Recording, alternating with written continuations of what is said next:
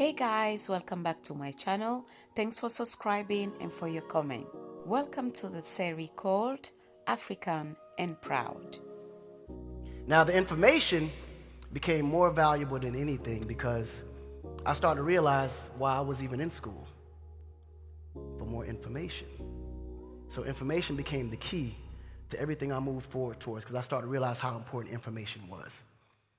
Even though I wasn't getting the information parents thought that I needed in school at that time, I was getting information from experience in the streets.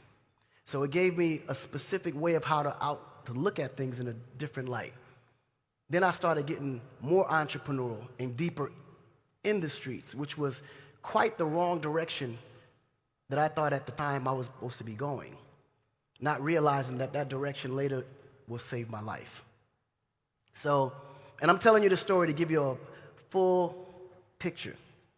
And as I got into the streets, I started hanging around more and more experienced hustlers. And there was a movie that came out called Coming to America with Eddie Murphy, and everyone thought that Africans were kings with princes and had a lot of money. So I used that to my advantage. And I used to go around school and say, yeah, my dad's a king, I'm a prince. And the American kids, they believed it. So while they're believing that, I'm with the hustlers, and at the time in New Jersey, where I was living, it was the car theft capital of the world. So everybody in the hood drove in stolen cars.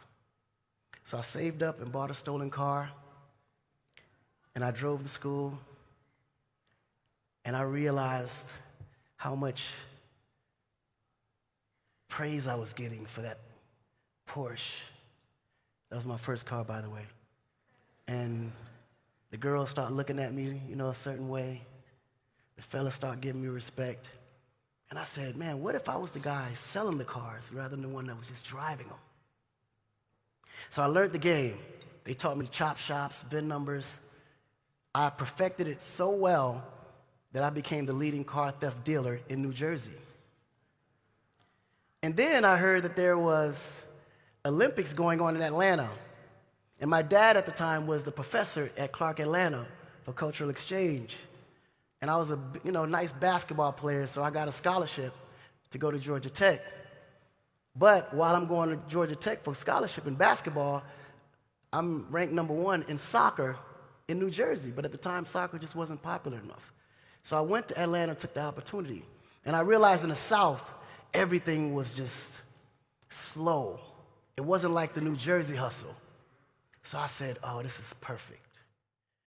So I used to get into a lot of fights when I was younger, more because I wanted to kind of fit in, and I kind of felt in so many different ways that I didn't fit in.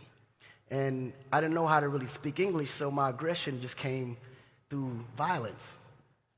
And through the process of that, I found myself always fighting, to the point where the kids thought that I was crazy. So whenever there was a new kid that came into the school, they would always utilize him as a token of, you could say, laughter, and would be like, that kid is crazy, and I would dare you to say something to him or about him, because they knew that I would just lash out and just get really crazy. So that being a token of my personality, it also attracted a certain audience or a certain crowd, per se, at the time that I didn't really quite understand, but I got accepted by all the so-called cool kids, which were the ghetto kids at the time, who were good in sports and was always fighting.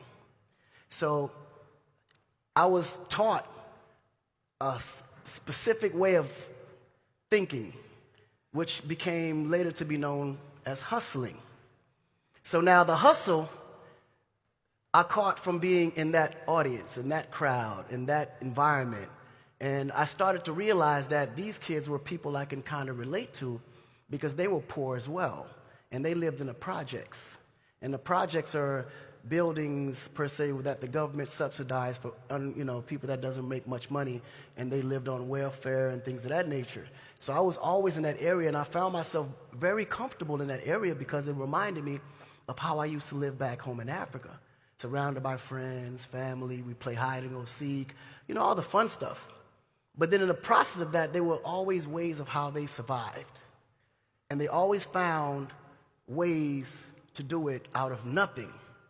So while these kids were hustling and creating their own jobs, I'm soaking all of that in. But then I would go back home to the suburbs with family, because Pops had a good job at that time, and Pops used to always think that I would be the black sheep of the family because I was the one that always went the other way. While my brother Muhammad was in school making straight A's, I'm skipping school, making money. So that was the balance. So it became to the point where I started creating my own job in school. In my locker room, I had a locker that was full of candy, potato chips, to the point I started graduating and started getting more information. Then I started getting test questions and books. So I started selling candy, test questions, books,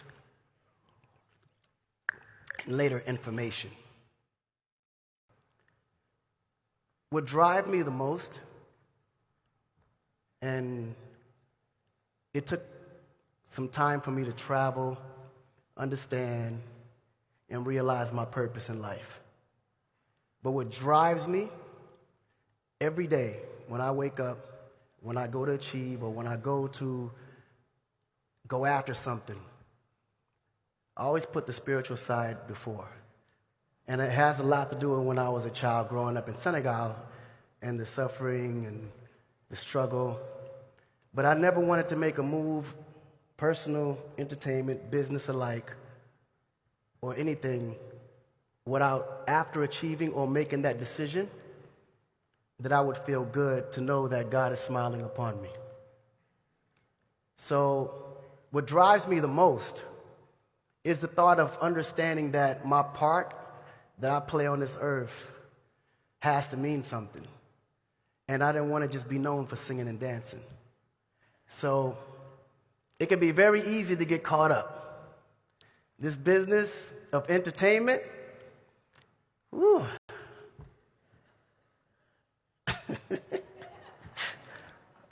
I don't have to say much. You know what comes with it. And success, as amazing as it is, can be the one thing to help you lose your way. And fortune, that's abundance that constantly comes, can be even easier to assist you in losing your way.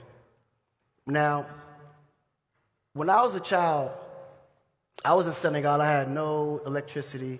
My family, we was under straw huts, kerosene lamps, candles. This was our electricity.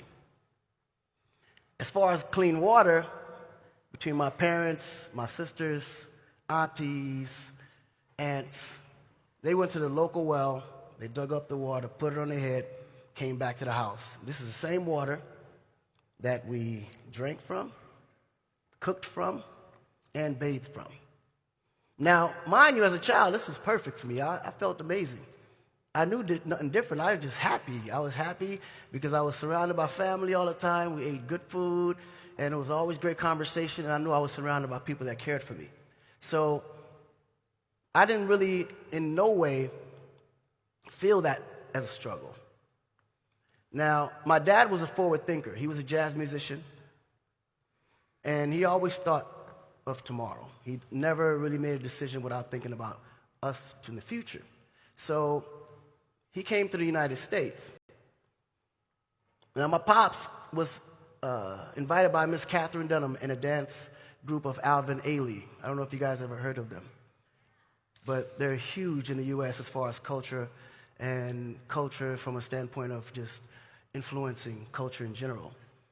And Pops wanted to make sure that when we were born in a place of opportunity. So every time my mom was pregnant with one of us, he would send it to America. We would be born, and he'd ship us back to Africa. Because he always said he wanted us to grow up understanding our culture, understanding and learning our language, and most of all, understanding our history and where we really came from. Doing just for home, back home and everything, man. We just think that is so amazing. Yeah, what first you're of all, I want to doing. applaud you for that. That is that seems like a passion project, but it's amazing what you're doing. You know what I mean? No, I for your appreciate country. that. Yes. Yeah, back home is definitely passion, but it's driven by legacy as well too. Okay. You know what I mean? I always wanted to give back, but I would want to give back at home. Giving back everywhere else and home still struggling just didn't feel right to me. But more than anything, Africa became an area of more of an investment as well too, because it's like the biggest opportunities that ever existed just sitting there. Gotcha. You know, so I started my energy company where we're now in 17 countries providing energy for people there. Wow. So literally a full-blown utility company. See, stuff like that I could never do in the United States. Imagine me trying to create Akon lighting here to provide electricity for y'all. They'd be looking at me like, what?